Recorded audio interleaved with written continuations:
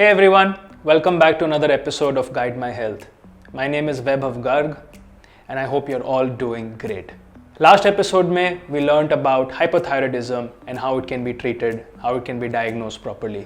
अगर आप लोगों ने उस एपिसोड से कुछ सीखा and if you started working on your health, I'm very proud of it. In case you missed that episode, you can visit the link in the description and watch it.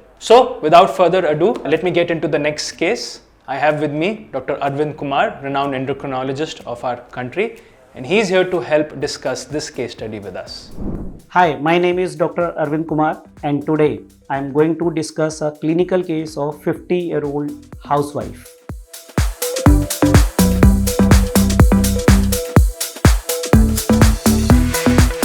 एक 54-year-old housewife हमारे clinic पे आते हैं, OPD में present करते हैं।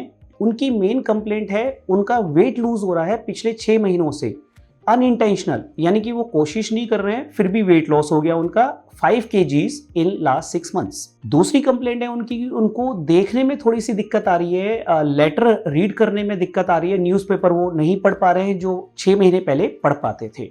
Third complaint है इसकी, उनकी यूरिन की फ्रीक्वेंसी बढ़ गई है, उनको नाइट में 3-4 बार उठना पड़ रहा है और साथ में उनका ड्राई थ्रोट है, उनको पानी काफी बार पीना पड़ रहा है और उनकी भूख भी बढ़ गई है। और उन्होंने रिसेंटली नोटिस किया है कि उनको एक स्किन कट लगा था और वो स्किन कट हील होने में काफी टाइम लग रहा है, यानी कि prolong healing of a skin cut और एनी वुंड। ये इनकी मेन कंप्लेंट्स हैं। अब हमने उनकी डिटेल पास मेडिकल हिस्ट्री ली तो पता चला कि उनको ब्लड प्रेशर है और वो ब्लड प्रेशर की एक मेडिसिन रेगुलरली ले रहे हैं, टेलमीसार्टन नाम की एक मेडिसिन है। ब्लड प्रेशर हमने पूछा कि क्या वो मॉनिटर करते हैं घर पे, तो उन्होंने बताया हाँ वो मॉनिटर करते हैं और blood pressure is absolutely under control, 130/80 उनका घर पे रीडिंग्स आते हैं। बाकी और कोई उनकी मेडिकल हिस्ट्री नहीं है और न ही उन्होंने कोई लंबे टाइम तक कोई मेडिसिन ली है पहले। फैमिली हिस्ट्री में ये पता चला कि उनके दोनों पेरेंट्स को डायबिटीज है, ब्रदर को भी उनके डायबिटीज है। अब उनकी लाइफस्टाइल हमने पूछा तो उन्होंने बताया कि वो कोई वॉक नहीं करते हैं, कोई योगा एक्सरसाइज नहीं है, यानी कि उनका सिडेंट्री लाइफस्टाइल है और खाने में उनका रूटीन डिस्टर्ब रहता है, मील्स लेट होते हैं उनके और वो मीठा भी काफी खाती हैं। Sedentary lifestyle. We've all heard of this phrase. According to the WHO, a sedentary lifestyle can be responsible for a lot of life-threatening issues. अब इन 54-year-old patient की बात करते हैं। She was experiencing symptoms like unexpected weight loss, frequent urination, weakened vision, a dry throat, lack of appetite, amongst other symptoms. क्या disease हो सकती है? किस चीज़ के symptoms हैं ये? Let's learn from her doctor. अब जब हमने उनको एग्जामिन किया तो एग्जामिनेशन में पता चला कि उनका ब्लड प्रेशर 130/70 था, जो कि बिल्कुल एब्सोल्युटली नॉर्मल है। जब हमने उनका वेट चेक किया तो वेट था 70 kgs और फिर हमने उनका एक BMI कैलकुलेट किया। BMI होता है बॉडी मास इंडेक्स, जो कि weight divided by height in metre square होता है, वो आया 32। नॉर्मली लेस देन 25 होना चाहिए और 32 है, यानी कि वो ग्रॉसली ओबीज हैं, ओबेसिटी है उनको। बाकी और एग्जामिनेशन में जब हमने उनकी सेंसेशंस चेक करी तो सेंसेशन पैरों में थोड़ी सी कम थी उनकी। Rest of the examination was all right. अब हमने उनको कुछ टेस्ट एडवाइस किए क्योंकि इन सिम्टम से हमें लग रहा था कि कहीं उनको डायबिटीज ना हो, डायबिटीज मेलाइटस। तो हमने उनका एक रैंडम शुगर चेक किया और रैंडम शुगर आया उनका 196, जो कि नॉर्मल लिमिट से ज्यादा था। नॉर्मली रैंडम शुगर होता है 140 से नीचे, तो वो सिंगल वैल्यू थी 196 की। तो हमने कंफर्म किया और उनको एडवाइस किया फास्टिंग और पीपी प्लाज्मा ग्लूकोज और उसके साथ एक HbA1c। HbA1c टेस्ट होता है जो पिछले 3 महीनों का एवरेज हमें बताता है। तो अब ये रिपोर्ट्स पेशेंट हमारे पास नेक्स्ट डे लेके आते हैं तो उनका फास्टिंग प्लाज्मा ग्लूकोज है 140, जो नॉर्मली 125 से नीचे होना चाहिए, और उनका जो पीपी यानी कि खाने के 2 घंटे बाद जो प्लाज्मा ग्लूकोज निकला वो निकला 210, वो भी ग्रॉसली हाई था, जो कि लेस देन 140 होना चाहिए था। जब हमने HbA1c को देखा, जिसे हम ग्लाइकोसिलेटेड हीमोग्लोबिन बोलते हैं, वो लेवल निकला उनका 8%। 8% का मतलब है उनका वो काफी हाई था। नॉर्मल वैल्यू होती है लेस देन 5.7। तो यानी कि हमने ब्लड टेस्ट करा के उनको कंफर्म कर दिया कि वाकई में उनको डायबिटीज है।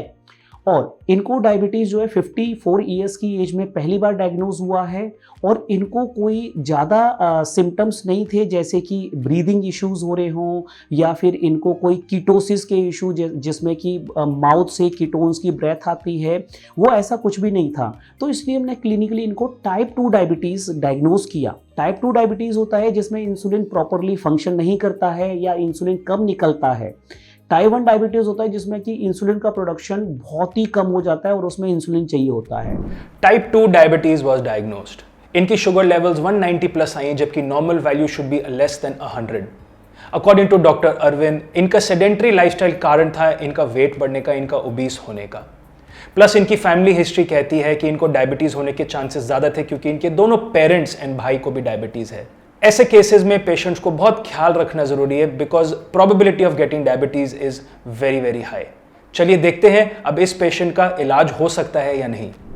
ये मेडिसिन्स नहीं लेना चाहते थे कि इनको मेडिसिन्स नहीं चाहिए, क्योंकि इन्होंने काफ़ी सारी चीज़ें मेडिसिन्स के बारे में सुन रखी थी, इंटरनेट पे इन्होंने सर्च किया हुआ था। तो विद दिस प्रेजेंटेशन हमने पेशेंट को मोटिवेट किया, क्योंकि इनका सेडेंटरी लाइफस्टाइल था, इनकी डाइट प्रॉपर नहीं थी। तो हमने इनको डाइटिशियन से कंसल्ट करवाया और इनको मोटिवेट किया कि एटलीस्ट 1 आवर की वॉक इनको डेली करनी है। तो पेशेंट काफ़ी मोटिवेटेड थे। उन्होंने कहा कि ठीक है, मैं पहले लाइफस्टाइल मॉडिफिकेशन की तरफ जाऊंगी और उसके बाद अगर शुगर कंट्रोल नहीं आता है तो फिर मेडिसिन स्टार्ट करेंगे। इन पेशेंट को हमने फॉलोअप में बुलाया। आफ्टर 1 मंथ जब ये हमारे पास आई तो इनका 3 kgs वेट लॉस हो रखा था, but there was a healthy weight loss. और जब हमने इनका प्लाज्मा ग्लूकोज देखा तो फास्टिंग इनका 110 आ गया था और पीपी यानी कि खाने के बाद वाला वो 150 आ गया था, यानी कि बहुत अच्छा इंप्रूवमेंट था। और जो इनको सिम्टम्स हो रहे थे ड्राई माउथ के, एक्सेसिव यूरिनेशन के, वो काफ़ी कम हो गए थे और ये बता रहे थे कि इनको बेटर फील हो रहा है, लाइट फील हो रहा है। तो हमने कहा कि चलिए आपकी हम मेडिसिन शुरू नहीं करेंगे, आप लाइफस्टाइल को फॉलो करिए। और लाइफस्टाइल को फॉलो करने के बाद फिर हमने इनको 3 मंथ्स के बाद बुलाया HbA1c के साथ, एंड सरप्राइजिंगली HbA1c वाज 6.1, जो कि काफ़ी अच्छी नॉर्मल रेंज में आ गया था। यानी कि अगर डायबिटीज शुरू में डायग्नोज होता है तो लाइफस्टाइल मॉडिफिकेशन से हम उसको कंट्रोल कर सकते हैं, लेकिन लाइफस्टाइल मॉडिफिकेशन के साथ मेडिसिन चाहिए या नहीं चाहिए ये फिजिशियन आपके डिसाइड करते हैं आपके अकॉर्डिंगली। तो कभी भी ऐसे सिम्टम हो आप अपने डॉक्टर से जरूर मिलिए, जैसे कि ड्राई माउथ हो रहा है, एक्सेसिव यूरिनेशन आ रही है, किसी भी वुंड को या अल्सर को हील होने में टाइम लग रहा है, या अनइंटेंशनल वेट लॉस है, ताकि शुगर्स आपके चेक हों और जितना जल्दी शुगर पता चल जाता है उतनी जल्दी वो कंट्रोल भी हो सकता है। Wow, can you imagine? Simple physical activities, no medications, and she's absolutely fine. She's absolutely healthy. So, what did you learn from this? Simple physical activities, getting away from a sedentary lifestyle can really, really help you. All you need to do is start acting some kind of activity to your daily routine. You can go for a run, you can swim, you can cycle, you can play a sport, you can go to the gym, that's totally up to you. And if you experience any of the symptoms the doctor was specifying in this video, please seek for help. अपने specialist के पास जाइए और उनसे सलाह लीजिए। अगर आपको ये वीडियो अच्छा लगा please like, subscribe to our channel so that आप कुछ भी मिस ना करें। Until next time with another knowledgeable case study, please स्वस्थ रहें, ध्यान रखें अपना। Thank you.